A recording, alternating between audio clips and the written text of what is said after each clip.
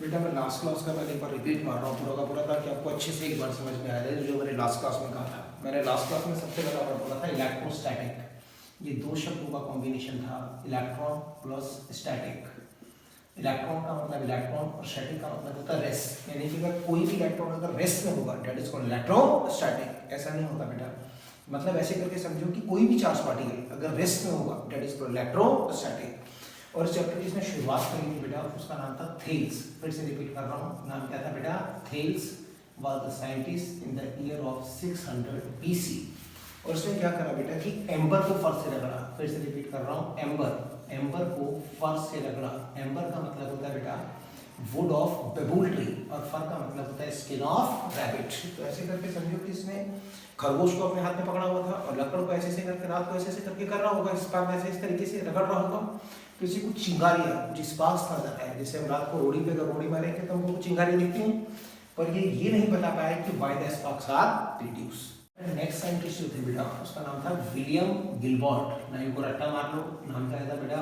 William Gilbert. और इस William Gilbert ने क्या करा बेटा, ये नहीं बता पाया कि स्पार्क्स पैदा क्यों हुए। इसने पूरा समझाया, लॉजिकली इसने समझाया कि अगर हम कभी भी दो चीजों को आपस में रगड़ेंगे तो एक बॉडी इलेक्ट्रॉन्स को लूज कर देगी और दूसरी बॉडी इलेक्ट्रॉन्स को गेन कर लेगी। अब खुद सोचो, एक इलेक्ट्रॉन लूज करेगा और दूसरा इलेक्ट्रॉन गेन करेगा, तो एक देगा और दूसरा लेगा, तो इलेक्ट्रॉन्स अपनी जगह पे रहेंगे, ट्रांसफर होंगे, और उन इलेक्ट्रॉन्स के ट्रांसफर होने की वजह से चिंगारियां नजर आती हैं। That's the logic. अब इसने और डीप जाके कहा बेटा, अगर केमिस्ट्री की भाषा में बात करें तो जो बॉडी इलेक्ट्रॉन्स को लूज करती है वो क्या बनती है? पॉजिटिव। और जो बॉडी इलेक्ट्रॉन्स को गेन करती है बेटा, वो बॉडी कौन सी बनती है? नेगेटिव। सबके दिमाग में आ रहा है?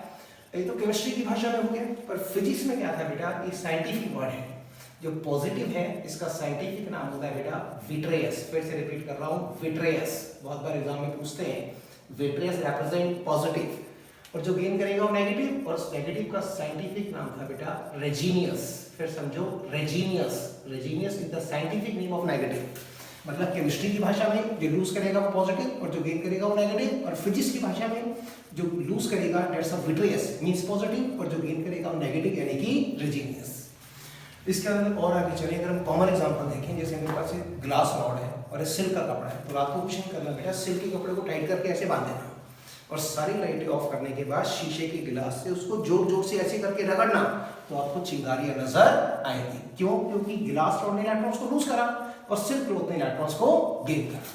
तो हमें हल्का सा बेटा टेबल फॉर्म कर लेते हैं। एग्जाम में अक्सर पूछा जाता है इन चीजों को, डेट्स अ पॉजिटिव और डेट्स अ नेगेटिव और डेट्स अ ग्लास रॉड। फिर से समझें, डेट्स अ ग्लास रॉड और डेट्स अ सिल्क क्लॉथ। रट्टा मार लो, डेट्स अ सिल्क क्लॉथ। हमेशा रट के रखो कि ये लूज करेगा और ये गेन करेगा, तो ये पॉजिटिव और ये नेगेटिव। ऐसे एक और है बेटा वुलन क्लॉथ। इस वाले वुलन क्लॉथ को जिससे चाहो उससे रगड़ो, ये हमेशा प्लस और सामने वाला हमेशा माइनस।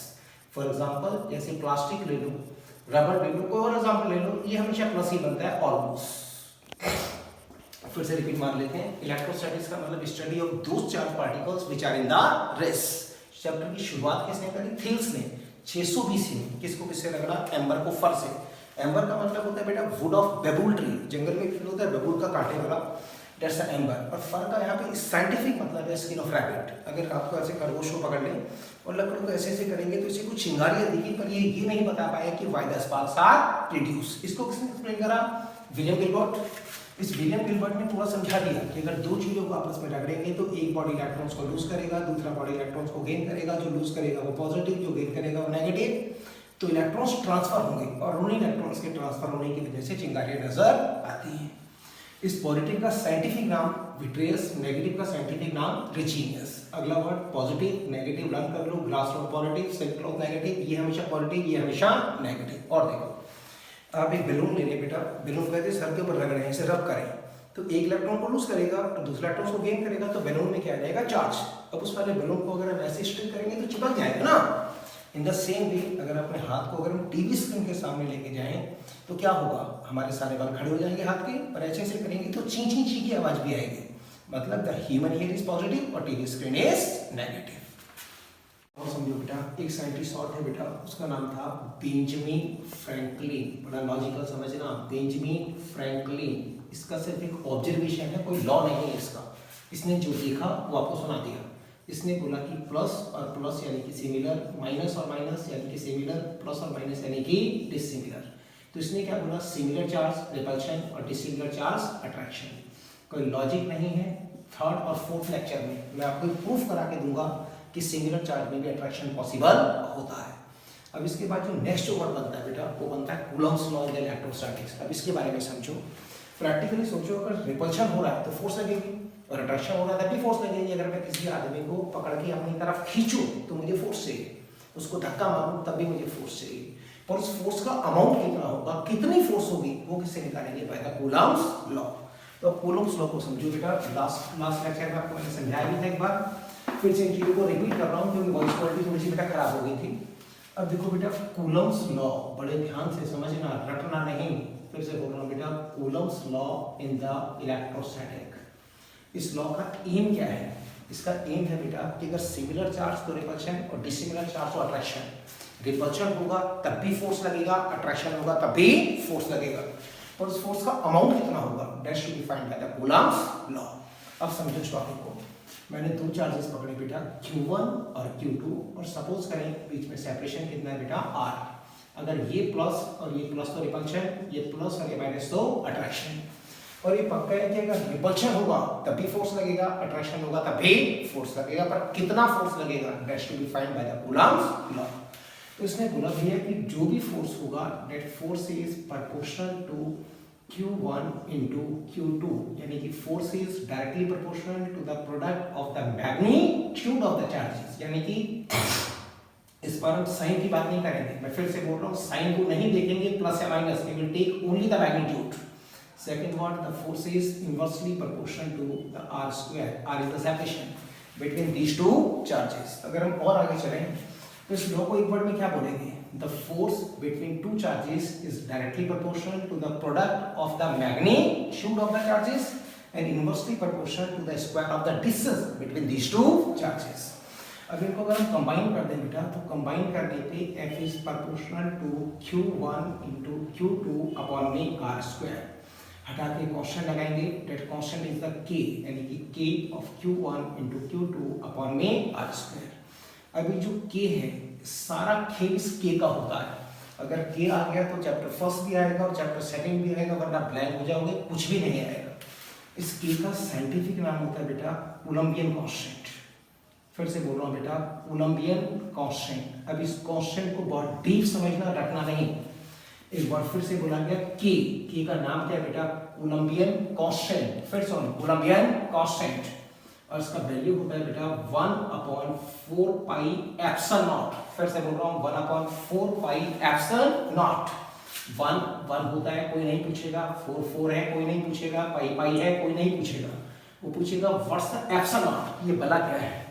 तो बेटा एप्सिलॉन नॉट का साइंटिफिक नाम होता है बेटा परमिटिविटी। बड़े आराम से समझाऊंगा, 15 से 20 मिनट समझना इसको। That is called permittivity of free space। फिर समझो, permittivity of free space। अगर वो आपसे पूछ ले कि what's the epsilon naught, तो आप क्या बोलेंगे, permittivity of free space। पर क्वेश्चन में पैदा हुआ सर ये है क्या, क्या पढ़ा दिया। तो देख बेटा, परमिटिव वर्ड को ऐसे करके समझो, इसका मतलब होता है परमिशन। फिर से बोल रहा हूँ, that's the permission।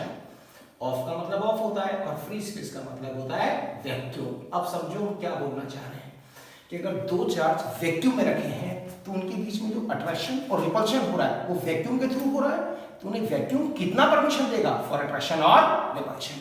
ऐसे ही अगर दो चार्ज पानी में रखे हैं तो अट्रैक्शन और रिपल्शन पानी के थ्रू होगा, तो पानी उन्हें कितना परमिशन देगा फॉर अट्रैक्शन और रिपल्शन। अगर ये पानी में रखे हैं तो हम बोलेंगे permission of water for attraction और रिपल्शन बिटवीन टू चार्जेस, और साइंटिफिक भाषा में permittivity of water. In the same way अगर एयर पे रखे हैं तो एयर उन्हें कितनी परमिशन देगा फॉर अट्रैक्शन और रिपल्शन, तो हम बोलेंगे परमिटिविटी ऑफ एयर, यानी कि permission of air for attraction और repulsion between the two charges. और आगे चलते हैं, अगर हम इसकी वैल्यू की बात करें तो एप्सिलॉन नॉट का फिक्स वैल्यू होता है बेटा 8.85 × 10⁻⁻12, यानी कि कूलम्ब स्क्वायर पर न्यूटन मीटर स्क्वायर। मतलब वैक्यूम इतना परमिशन देगा फॉर अट्रैक्शन और रिपल्शन।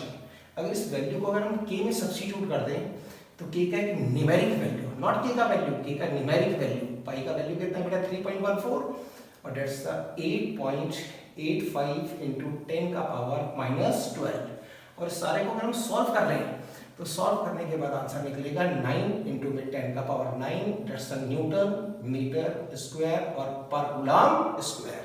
अगर ये आ गया तो सब कुछ आएगा, वरना कुछ भी नहीं आएगा। बेटा आपने वैल्यू फाइंड करा एप्सिलॉन नॉट। अब सिर्फ मुझे ये बता दो कि 2 चार्ज एयर में रखे हैं और 2 चार्ज वाटर में रखे हैं, क्या दोनों की इसकी परमिटिविटी सेम आएगी? तो आंसर आएगा नहीं, क्योंकि वाटर उन्हें कुछ अलग परमिशन देगा फॉर अट्रैक्शन और रिपल्शन और एयर कुछ अलग परमिशन देगा फॉर द अट्रैक्शन और रिपल्शन।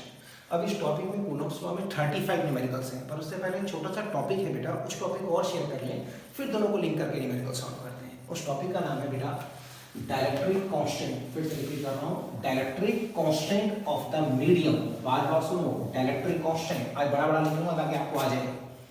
वर्ड क्या है बेटा? Dielectric constant.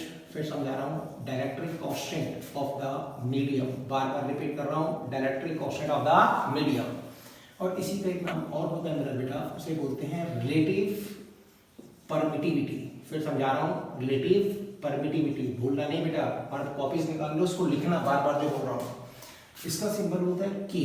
मैं कितना भी समझाऊं नहीं आ पाएगा, तरीका समझा देता हूँ कि पहले आप क्या लें, 2 चार्ज, और उन दोनों चार्जेस को पहले वैक्यूम में रखें तो कुछ ना कुछ फोर्स अट्रैक्शन का या रिपल्शन का जरूर होगा।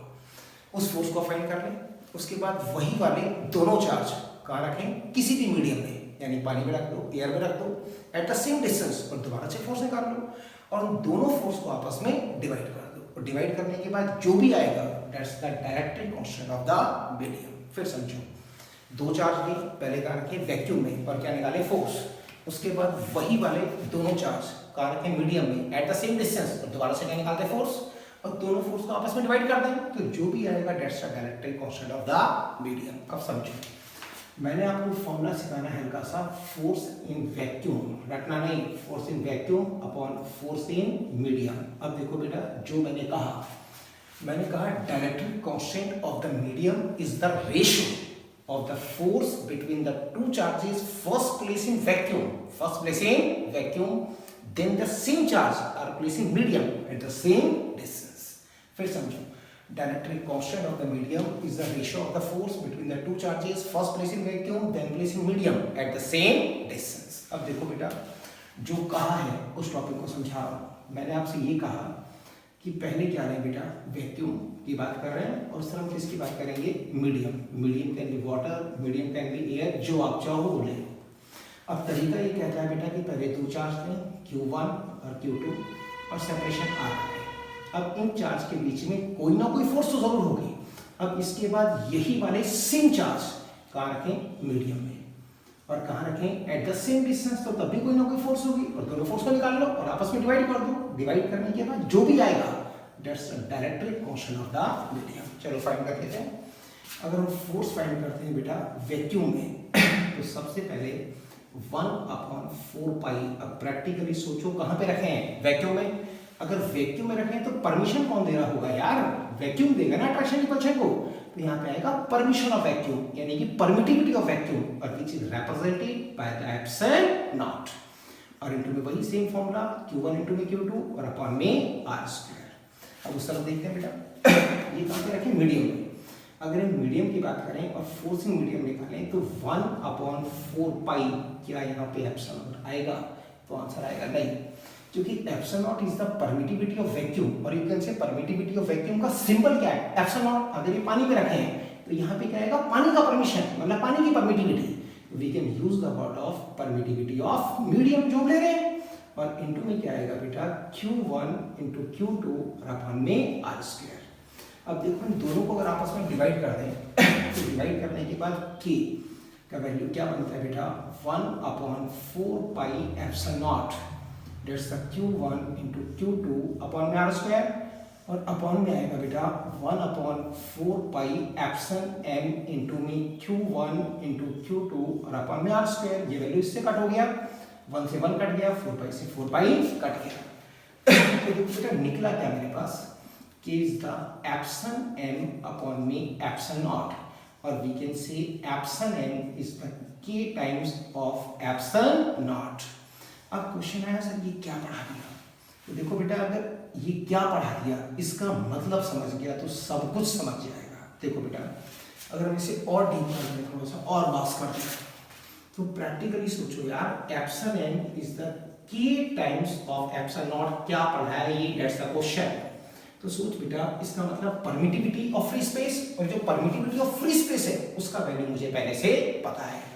इसका वैल्यू कितना होता है, 8.85 इंटू 10 का पावर -12, यूनिट सबको याद करा दी। अब अगर मैं आपसे बोलता कि बेटा what's the permittivity of water, तो सोचो यार, अगर मेरे पास मीडियम वाटर है, मुझे इसका परमिटिविटी निकालना है, तो ये मुझे पहले से मालूम है, बस मुझे वाटर का डायरेक्ट्रिक कांस्टेंट और पता होना चाहिए। तो बेटा होगा क्या एग्जाम में, 12th क्लास के अंदर जो डायरेक्ट्रिक कांस्टेंट ऑफ मीडियम है इसकी वैल्यू हमेशा गिवन होगी, और टीचर आपको बोलेगा find the permittivity. For example that's the question number 1 ले रहे हैं। टीचर ने बोला कि what's the permittivity of water, the medium is water, question is what's the permittivity of water if k equals to 80 for water, k equals to 80 for water, sometimes taken 81, आगे कौन से पढ़ाऊंगा कब लेते हैं। अब बेटा 80 याद नहीं करना है, हमेशा ही गिवन होगा, हमेशा गिवन होगा। मेरे दिमाग में फॉर्मूला है कि the permittivity of medium is the k times of epsilon naught. Now the medium is the water, तो we are finding the permittivity of water, और k is the 80 for water, sometimes taken 81, उसमें confuse नहीं होना यार। और इसका value बेटा 8.85 into 10 का पावर -12, और साथ में कूलम स्क्वायर पर newton metre square, that's a use. अगर हम और एक एग्जांपल लें, मैं आपको क्वेश्चन दे दूं कि what's the permittivity of air if k equal to 1 for air. याद नहीं करना, फिर बोल रहा हूं गिवन होगा हमेशा। तो फॉर्मूला है कि sir epsilon m is the k times of epsilon naught. Now the medium is air, यानी कि the permittivity of air k is the 1, और इसका वैल्यू मुझे पहले से आता ही है। तो आंसर क्या निकला भैया, the permittivity of air is equal to permittivity of vacuum. मतलब एयर और वैक्यूम दो ऐसे मीडियम हैं जिसमें अगर हम चार्ज रखें तो जो परमिशन वैक्यूम देगा वही परमिशन एयर देगा। मतलब जो फोर्स यहाँ होगी वही फोर्स यहाँ पे होगी। मतलब कोई आपसे पूछ ले कि ऐसे दो मीडियम के नाम बताओ जिनकी परमिटिविटी सेम है, तो आप बोलेंगे सर एयर और वैक्यूम, एयर और वैक्यूम। 35 न्यूमेरिकल्स कूलम्स लॉ पे लेंगे और 4 न्यूमेरिकल्स डायरेक्ट्रिक कांस्टेंट के लेंगे। इन कॉन्सेप्ट को समझना। क्वेश्चन ये है, if the dielectric constant of the medium will increase then what would happens to the force between the charges placed in the medium. फिर से बोल रहा हूँ, अगर हम किसी भी मीडियम का डायरेक्ट्रिक कांस्टेंट बढ़ा दें तो उस मीडियम में जो चार्ज प्लेस है उनकी फोर्स घट जाएगी, बढ़ जाएगी या सेम रहेगी, दैट्स अ क्वेश्चन। तो खुद सोचो यार, आपने अभी क्वेश्चन में पढ़ा है कि dielectric constant of the medium k, that's the force in vacuum upon में force in the medium, force in the medium. तो हम बोल सकते हैं भैया कि फोर्स इन द मीडियम को सोचो, force in the medium that's the force in vacuum upon में k, अपॉन में k, और ये जो k है that's the dielectric constant of the medium. और एज पर क्वेश्चन, अगर हम मीडियम का डायरेक्ट्रिक कांस्टेंट बढ़ा दें तो force in the medium will decrease. Logical समझ लेना। अगर एग्जाम में टीचर को एक फॉर्मूला लिखा हुआ दिखता है तो मार्क्स देगा, वरना एक मार्क्स में नहीं देगा। k का formula force in vacuum upon में फोर्स इन मीडियम, तो आंसर क्या बनेगा, force in medium that's the force in vacuum upon में k। अगर हम किसी मीडियम का डायरेक्ट्रिक कांस्टेंट बढ़ा दें तो जो मीडियम में चार्ज प्लेस है उसके बीच की फोर्स कम हो जाएगी। इसका और पार्ट शेयर कर लें। मान लो टीचर आपको क्वेश्चन दे दे बेटा कि द फोर्स इन एयर, अब एयर बोलें या वैक्यूम बोलें बात सेम ही है, force in air between the two charges is the 80 Newton. Is the 80 Newton. Force between the two charges in the air is the 80 Newton. और question क्या है बेटा, find the force in the medium. Find the force in the medium of dielectric constant. Given होगा, रटना नहीं, of dielectric constant K is the 1. K is the 1 ले लें, 4 ले लें, कोई भी वैल्यू ले लें जो आपको गिवन हो। तो फॉर्मूला क्या बनेगा sir, force in medium that's the force of vacuum upon में k, आप उसे k से डिवाइड कर दें तो गेट द आंसर। आप प्रैक्टिकली सोचो, force in the medium, force in the medium जो भी होगा वो k से बढ़ रहा है घट रहा है, तो आंसर मिलेगा सर k से वैल्यू कम हो रहा है, 1 अपॉन k जा रहा है, 1 अपॉन k, यानी कि force in the medium will decrease. फिर समझे, force in the medium will decrease. अगर हम और आगे चलें पढ़ें बेटा, दो चार्ज हैं Q1 और Q2, वो पहले कहाँ पे रखे हैं, एयर में, और एयर में उसके बीच में जो भी फोर्स है वो F है और ये हमें गिवन है। हमसे कहा गया these two charges are placed in the some medium, आप इन दोनों चार्ज को किसी मीडियम में रख दें जिस मीडियम का डायरेक्टरी कांस्टेंट k है। तो फिर क्वेश्चन बनता है कि what should be the separation between the charges in the medium so the force will remain same as there. फिर समझो क्वेश्चन को, मेरे पास दो चार्ज है बेटा Q1 और Q2 और सेपरेशन R है और उसके बीच में फोर्स F है एयर में। अब इसने क्वेश्चन क्या बनाया कि इन्हीं दोनों चार्जेस को मीडियम में डाल दो, उस मीडियम के अंदर इन दोनों चार्ज के बीच का सेपरेशन कितना होना चाहिए ताकि जो फोर्स एयर में है वही फोर्स मीडियम में हो। अब देखो इस वाले क्वेश्चन की अगर हम भाषा को समझें, हमसे सबसे पहले बोला बेटा कि मेरे पास दो चार्ज हैं Q1 और Q2, दोनों एयर में रखे हैं, एयर में रखे या वैक्यूम में रखे फोर्स सेम ही आएगा।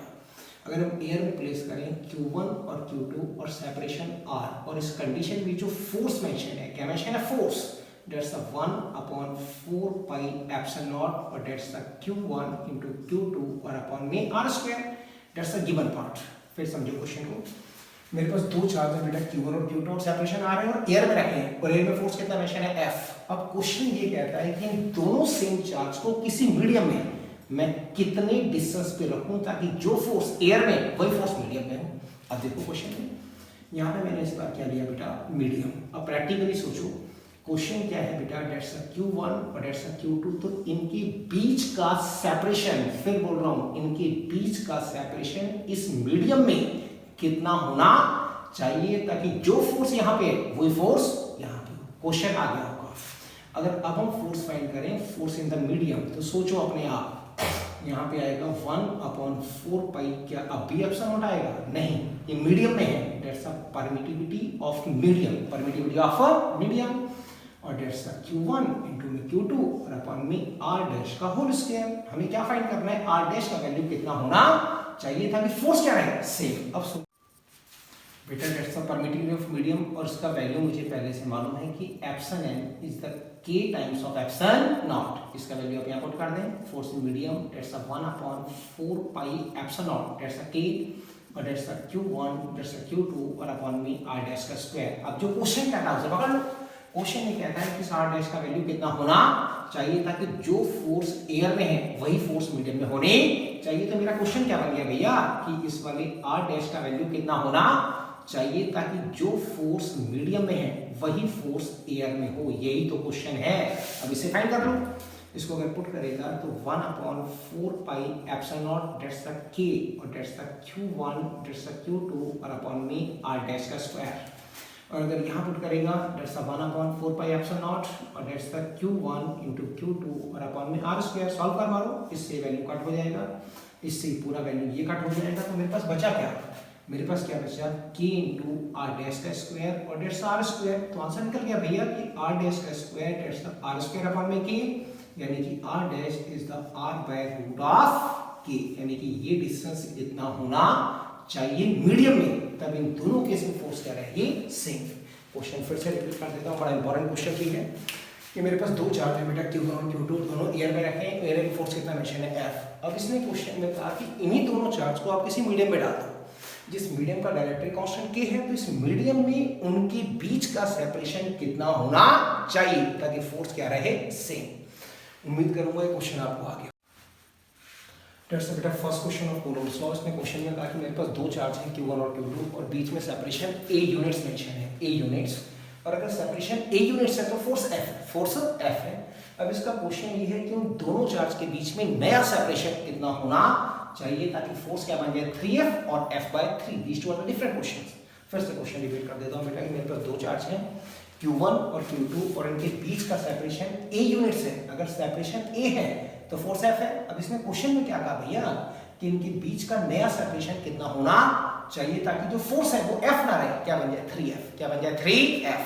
तो मुझे निकालना क्या है, नया सेपरेशन निकालना है, और मैं इस पर क्वेश्चन चलते हैं। इस क्वेश्चन का अगर हम गिवन पार्ट को शेयर करें, पहले इसका गिवन पार्ट ले लेते हैं। गिवन पार्ट क्या बेटा, दो चार्ज हैं Q1 Q2, सेपरेशन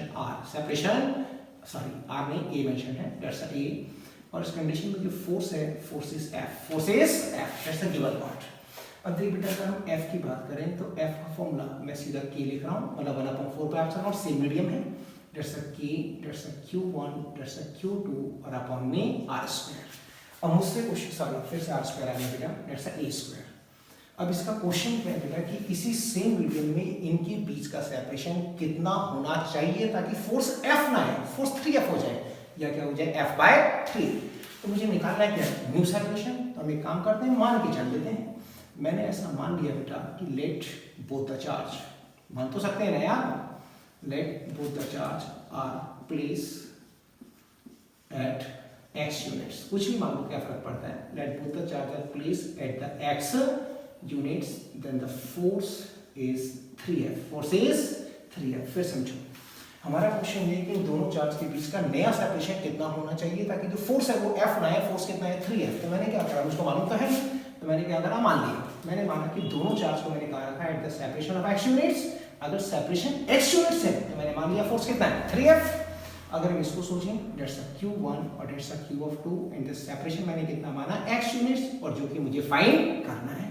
पर मैंने ये माना कि अगर सेपरेशन x है तो फोर्स F नहीं रहा, फोर्स कितना हो गया 3F। अब जो फोर्स फाइंड करेगा not the F, dates a 3F। मैं मान चुका हूं कि अगर सेपरेशन x मानूंगा तो फोर्स कितना आएगा 3F। तो 3F के according that's a K, that's a Q1, that's a Q2 और अपॉन में x square. Now the question is कि what's the value of x, so the force will become 3F। तो आप इस क्वेश्चन में कुछ भी ना करें, f का वैल्यू सिंपली f में प्लेस कर दो या डिवाइड कर दो, कुछ भी कर लो जो आपको बेटर लगे। अगर हम इसे पुट करेंगे, dates a k, that's a Q1, that's a Q2 और अपॉन में a square, so that's a k, that's a Q1, that's a Q2 और अपॉन में x स्क्वायर। तो ये वैल्यू तो इससे कट ही जाएगा ना पूरा। तो आंसर क्या निकला, thrice of x square, that's a a square, यानी कि x स्क्वायर का वैल्यू आया a स्क्वायर बाय 3, यानी कि x is the a by √3। a by √3 मतलब इन दोनों चार्ज के बीच का नया सेपरेशन ये होना चाहिए। तो फोर्स कितना आएगा 3F। अब अपने हाथ से खुद सॉल्व करो यार कि फोर्स कितना बन जाएगा F/3। तो सेम काम करना है। आप मान लो कि दोनों चार्ज हैं, मैंने दोनों चार्ज को कहा at the separation of x units, या फोर्स क्या बन जाएगा F/3। तो इस बार अगर F/3 मानेगा तो यहाँ पे F/3 करेगा और यू कैन सॉल्व इट। बेटा एक चार्ज है बेटा, बड़ा इंपॉर्टेंट क्वेश्चन है बेटा। चार्ज Q1 है बेटा, वो सेंटर पे फिक्स है और मेरे पास एक सर्कुलर ऑर्बिट है। इस ऑर्बिट का रेडियस कितना, निशान है r। यहाँ पे बॉडी है, बॉडी का मास m है, उसमें चार्ज कितना है बेटा -Q2। फिर समझा रहा हूँ, सेंटर पे चार्ज प्लेस है बेटा Q1, ऑर्बिट का रेडियस r है, एक बॉडी है, बॉडी का मास m और बॉडी में चार्ज कितना है बेटा -Q2। अब हमसे क्वेश्चन में कहा गया कि ये रिवॉल्व कर रहा है, ऐसे घूम रहा है इस तरीके से। तो मुझे प्रूफ करना है कि the time for one revolution that should be the 16 of π³ m into epsilon naught, that's the r³ upon में Q1 into में Q2। बड़ा इंपॉर्टेंट क्वेश्चन है, क्वेश्चन को बड़े ध्यान से समझना है। एक बार फिर से बोल रहा हूँ, क्वेश्चन ये बेटा कि वो चार्ज Q1 है, वो सेंटर पे फिक्स है, तो ऑर्बिट है, उस ऑर्बिट का रेडियस कितना मेंशन है r। यहाँ पे एक बॉडी है, बॉडी का मास m है, बॉडी में चार्ज कितना है बेटा -Q2। अब हमसे क्वेश्चन में कहा गया कि ये चार्ज रिवॉल्व कर रहा है इस तरीके से सर्कुलर ऑर्बिट में। तो अब प्रूफ करें कि the time for one revolution, फिर से बोल रहा हूँ, time for one revolution should be this. Question फिर से रिपीट कर देता हूँ, बड़ा इंपॉर्टेंट क्वेश्चन है। चार्ज Q1 सेंटर पे फिक्स है, सर्कुलर ऑर्बिट का रेडियस r है, बॉडी का मास m है, इसमें चार्ज कितना है बेटा -Q2। ये रिवॉल्व कर रहा है, तो मुझे प्रूफ करना है कि इसका टाइम फॉर वन रेवोल्यूशन कितना होना चाहिए। तो एक काम करो, एक छोटी सी कहानी सुना देता हूँ, उस कहानी से क्वेश्चन आपको याद भी हो जाएगा। ये बेटा कोई पार्क है, इस पार्क में आप सुबह सुबह गए बेटा वॉक करने और आप यहाँ पे रनिंग कर रहे हैं। अगर आप घूम रहे हैं तो आपको घूमने के लिए you will need some energy. अगर आपको लगातार एनर्जी मिलती रहेगी तो आप घूमते रहेंगे, एनर्जी बिल लगा तो जाएगा तो आप रुक जाएंगे। Dates a concept. यहाँ पे आपका एक फ्रेंड खड़ा हुआ है, आपने चक्कर मारा, वो भाग के गया, उसने आपको जूस पिलाया, you will gain some energy, so will take some more revolution। इसका मतलब अगर आपको लगातार घूमना है तो आपको एनर्जी चाहिए, और एनर्जी कौन दे रहा है, आपका फ्रेंड। फिर से बोल रहा हूँ, एनर्जी कौन दे रहा है बेटा, आपका फ्रेंड। और किस फॉर्म में दे रहा है, जूस के फॉर्म में दे रहा है। फिर समझो, अगर आप रिवॉल्व करना चाहते हैं तो you will need some energy. आपको एनर्जी कौन दे रहा है, आपका फ्रेंड गया यहाँ से भाग के, उसने आपको जूस का गिलास पिलाया, विल गेट सम एनर्जी, और आपको एनर्जी मिलते ही will take some more revolution. वही सेम कॉन्सेप्ट यहाँ पे होता है।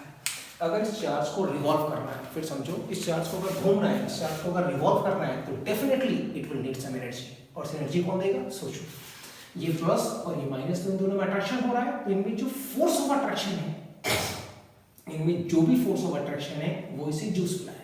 जूस पिलाने का मतलब हुआ कि वहां पे फ्रेंड था और यहाँ पे कौन है, force of attraction between Q1 and Q2। वहां पे जूस था और यहाँ पे क्या है बेटा, सेंट्रीपिटल फोर्स। फिर से रिपीट कर देता हूँ, यहाँ पे आपका फ्रेंड है जो आपको जूस दे रहा है ताकि आपको एनर्जी मिल जाए। यहाँ पे फोर्स ऑफ अट्रैक्शन है जो इसे सेंट्रीपिटल फोर्स दे रहा है ताकि लगातार रिवॉल्व कर पाए। कॉन्सेप्ट समझ में आ गया? तो क्वेश्चन एक लाइन का है, सोचो बेटा। अगर इसको कॉन्टिन्यूअस रिवॉल्व करना है, रटना नहीं, अगर इसको कॉन्टिन्यूअस रिवॉल्व करना है, कॉन्टिन्यूअस चलना है, कॉन्टिन्यूअस घूमना है, तो नीड्स एन एनर्जी। और एनर्जी कौन देगा? एनर्जी का concept the Coulombian force of attraction। फिर समझिए, the Coulombian force of attraction between the Q1 and the Q2 will provide the centripetal force ताकि रिवॉल्व कर पाए। वही तो कॉन्सेप्ट है यार कि अगर आपको घूमना है तो आपको एनर्जी चाहिए। यहाँ पे एनर्जी कौन दे रहा है? आपका दोस्त। किस फॉर्म में दे रहा है? जूस की फॉर्म में दे रहा है। अगर यहाँ पे इसको रिवॉल्व करना है तो नीड्स एन एनर्जी। वो एनर्जी कौन दे रहा है? The force of attraction between Q1 and Q2 किस फॉर्म में दे रहा है? In the form of centripetal force. अब देखो जो लिखा है इस पार्ट को सॉल्व कर दो। फोर्स है कोलंबियन फोर्स, इसने बोला कोलंबियन फोर्स। तो कोलंबियन फोर्स मतलब K of Q1 into Q2 upon में R स्क्वायर। कंफ्यूज नहीं होना, साइन नहीं लूंगा। We are taking only the magnitude and the formula for centripetal force is the mv square upon में R। Solve कर देते हैं। K का value is the 1 upon 4 pi epsilon naught, that's the Q1, that's the Q2 और upon में R square. सोचो चल रहा है या घूम रहा है? अगर ये रिवॉल्व कर रहा है, अगर लगातार घूम रहा है तो it will not have the velocity, it have the angular velocity. तो देखो हम कन्वर्ट कर देते हैं भैया, v is equal to r of omega, क्योंकि चल नहीं रहा, रिवॉल्व कर रहा है, तो v is the r of omega. Value को पुट करेगा, that's m, that's r square, that's omega square upon में r। तो एक r से एक r कट कर देते हैं। तो मेरे पास क्या निकला बेटा? 1 upon 4 pi epsilon naught, that's the Q1 into Q2 upon में R स्क्वायर और that's the m of R और दैट्स द ओमेगा स्क्वायर। अब देखो बेटा, omega is not the velocity, that's the angular velocity.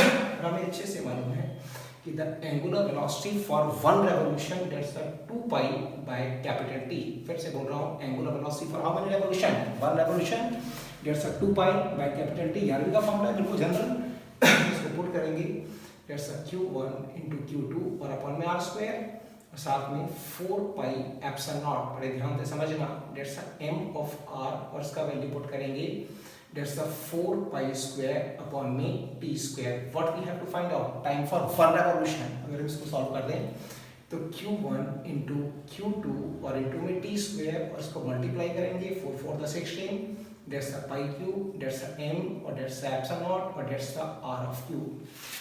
आगे सॉल्व करते हैं बेटा, तो t square that's the 16 of pi cube, that's the m, that's the epsilon naught, that's the r cube और upon में q1 और इनटू में q2। Square को रिमूव कर दो तो ऊपर से क्या लग जाएगा? रूट। Hence proof. फिर समझो, क्वेश्चन ये था बेटा कि कोई चार्ज है Q1, वो सेंटर पे है, फिक्स है, बिल्कुल रुका हुआ है, और कोई बॉडी है, बॉडी का मास m है बेटा, उसमें चार्ज कितना है? -Q2, और ये चार्ज ऐसे रिवॉल्व कर रहा है। तो मुझे प्रूफ करना है कि इसका टाइम फॉर वन रेवोल्यूशन इतना होना चाहिए। तो इसे हिंदी में अपनी कॉपी के ऊपर लिख लो कहानी के फॉर्म में। ये अगर इसको रिवॉल्व करना है तो इट नीड्स सम एनर्जी, और भैया एनर्जी कौन देगा? वहां कौन दे रहा है? दोस्त। किस फॉर्म में दे रहा है? जूस के फॉर्म में। यहाँ कौन है? Force of attraction. वो क्या दे रहा है? Centripetal force. अब देखो बेटा, आपने मार्क करा for continuous revolution the Coulombian force of attraction between Q1 and Q2 will provide the centripetal force। इसका फॉर्मूला मार्क करो, इसका फॉर्मूला मार्क करो। अब दिमाग में आया सर चल नहीं रहा है, घूम रहा है, तो v को मैंने लिखा r ऑफ ओमेगा, क्योंकि रिवॉल्व कर रहा है। इसकी वैल्यू यहाँ पुट करेगा, r से r कट कर देगा, ओमेगा का वैल्यू कितना आएगा? 2 pi by capital T and multiply and gets operate. देख बेटा, ये बड़ा इंपॉर्टेंट क्वेश्चन है, इसमें 2 चार्ज नहीं 3 चार्ज है। अब ऐसे क्वेश्चन में ट्रिक समझा दूंगा, शॉर्टकट यूनिवर्सल है, कहीं भी अप्लाई करना, गेट द आंसर। हमारे पास बेटा 3 चार्ज मेंशन है, +q, -q एंड +q, और ये पॉइंट ए बी और सी सेपरेशन ए मेंशन है, और ट्रायंगल कॉन्सेप्ट है इक्विलेटरल। और उसमें क्वेश्चन में कहा हमसे कि फाइंड द फोर्स। फिर से बोल रहा हूँ बेटा, क्वेश्चन क्या है बेटा? Find the force on each charge. फिर समझिए, फाइंड द फोर्स ऑन क्या सा charge? Each charge due to other 2 charges. बड़ा इंपॉर्टेंट क्वेश्चन है, और ऐसा क्वेश्चन एक बार सीख जाएगा तो मजा आ जाएगा। क्वेश्चन क्या है बेटा? डायग्राम मेंशन है और बोला find the force on each charge. रट्टा मार ले, find the force on each charge due to other 2 charges. Question आ गया। अब देख बेटा, हमारा क्वेश्चन ये है कि सर इस वाले चार्ज के ऊपर इन 2 की वजह से कितना फोर्स लगेगा, और इस चार्ज के ऊपर इन 2 की वजह से कितना फोर्स लगेगा, और इस चार्ज के ऊपर इन 2 की वजह से कितना फोर्स लगेगा। तो देख बेटा, ट्रिक समझा देता हूँ, बड़ी इंपॉर्टेंट ट्रिक है। अगर कभी भी दो से ज्यादा चार्ज हो तो एक शॉर्टकट रट्टा मार लो, वो है दास।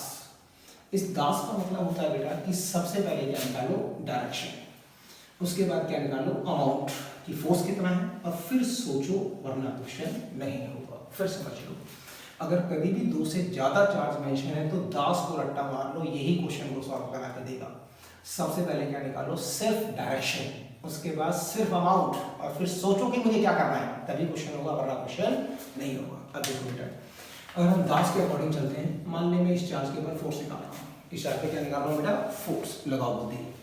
अगर हम इस चार्ज के ऊपर अगर फोर्स फाइंड करें बेटा, इस चार्ज के ऊपर, तो ये क्या करेगा, खींचेगा, उसको अट्रैक्ट करेगा। तो सपोज करें दैट्स द F1, इस वाले चार्ज के ऊपर ये क्या करेगा, धक्का मारेगा, रेपल करेगा, दैट्स द F(2). ये निकल के डायरेक्शन, क्या निकल गया बेटा, डायरेक्शन। सभी की फाइंड कर लेते हैं एक बार। अगर हम इस चार्ज की बात करें तो इस चार्ज को ये वाला चार्ज खींचेगा, मतलब दैट्स द F(3), और ये जो चार्ज है वो भी इस चार्ज को खींचेगा, तो दैट्स द F(4). अगर हम इस चार्ज के ऊपर बाकी दो की वजह से फोर्स निकालें तो इस चार्ज को ये चार्ज रेपल करेगा, धक्का मारेगा, दैट्स द F(5), और ये चार्ज इसको पकड़ के खींचेगा, तो दैट्स द F(6). अब हमारा क्वेश्चन ये है कि इस चार्ज के ऊपर बाकी दो की वजह से कितना फोर्स, इस चार्ज के ऊपर बाकी दो की वजह से कितना फोर्स, और इस चार्ज के ऊपर बाकी दो की वजह से कितना फोर्स। तो मैंने पहले सबकी डायरेक्शन निकाली। बेटा सबसे पहले क्या निकालो, डायरेक्शन, फिर निकालो अमाउंट, और फिर सोचो वरना क्वेश्चन नहीं होगा, नहीं होगा। अगर हम इस चार्ज की बात करें तो इस चार्ज का मान लो फिक्स है, ठीक है बेटा। इस चार्ज को ये चार्ज क्या करेगा, खींचेगा, इस चार्ज को ये चार्ज क्या करेगा, धक्का मारेगा, यानी इस चार्ज के ऊपर एक फोर्स इस साइड और एक फोर्स इस साइड, इस चार्ज के ऊपर एक फोर्स इस साइड और एक फोर्स इस साइड, और इस चार्ज के ऊपर एक फोर्स रिपल्शन की और एक फोर्स अट्रैक्शन की। अब बचता है अमाउंट, किस तरह हमें अमाउंट निकालना है। अगर हम अमाउंट की बात करें तो F(1), अगर हम F1 को सॉल्व करें, जो सीखा है उससे हटना नहीं, पहले आएगा K, फिर आएगा Q1, फिर आएगा Q2, और अपॉन में R²। Q1 भी Q है और Q2 भी Q है। हम साइन नहीं लेंगे, सिर्फ क्या लेंगे, मैग्नीट्यूड, दैट्स द Q², और अपॉन में सेपरेशन कितना मेंशन है, A²। अगर हम F2 को फाइंड करें, F2 निकालेगा तो पहले K आएगा, फिर एक चार्ज ये आएगा और एक चार्ज ये आएगा, मतलब दैट्स द Q², और सेपरेशन फिर से कितना आएगा, A²। अगर हम इस वाली फोर्स की बात करें F3, तो पहले K आएगा, K के बाद एक चार्ज ये और एक चार्ज ये, कंफ्यूज नहीं होना, बार बार कह रहा हूँ, साइन नहीं लेंगे, जैसा Q into Q यानी कि Q² अपॉन में A²। अगर हम इस फोर्स की बात करें तो पहले K आएगा, एक चार्ज ये और एक चार्ज ये, फिर बोल रहा हूँ साइन नहीं लेंगे, दैट्स द Q² अपॉन में A²। अगर हम इसकी बात करें, इस चार्ज के ऊपर इस साइड से रिपल्शन और इस साइड से अट्रैक्शन, तो ये फोर्स कितना आ गया, K, और दैट्स द Q² अपॉन में A², और ये फोर्स भी कितना आ गया, K, और दैट्स द Q² अपॉन में A², साइन नहीं लेंगे, फिर बोल रहा हूँ। तो बेटा मैंने पहले डायरेक्शन निकाला, फिर मैंने क्या निकाला, अमाउंट। अब रह गया सोचने का काम, तो सोचना शुरू करो। देख बेटा, एक फोर्स यहाँ जा रहा है और एक फोर्स यहाँ जा रहा है, प्रैक्टिकली सोचो, जो आपका दिमाग कहता है, आपने 11वीं क्लास में बहुत पढ़ा है कि एक फोर्स इस साइड और एक फोर्स इस साइड, तो net force is neither given by this nor given by this, it is given by the resultant of this and this. वही तो कॉन्सेप्ट है, सोचो, दैट्स द F1 और दैट्स द F2, तो बेटा एक फोर्स यहाँ चला गया और एक फोर्स यहाँ चला गया, तो net force is neither given by F1 nor given by F2, it is given by the resultant of F1 and F2। यानी कि अगर इस वाले चार्ज पे मुझे नेट फोर्स निकालना है तो मैं ना F1 निकालूंगा ना F2 निकालूंगा, इन दोनों का रिजल्टेंट निकालूंगा। तो हम फाइंड कर लेते हैं। अगर हम इसका रिजल्टेंट देखें, अगर हम इसका रिजल्टेंट की बात करें तो R निकालने का वही पुराना फॉर्मूला 11वीं क्लास का, that's the A² plus B² plus 2AB cos theta. थोड़ी जगह कम पड़ गई, उसका निकाल रहा हूँ, इसको नाम दे रहा हूँ F(1)2। चलो फाइंड कर लेते हैं।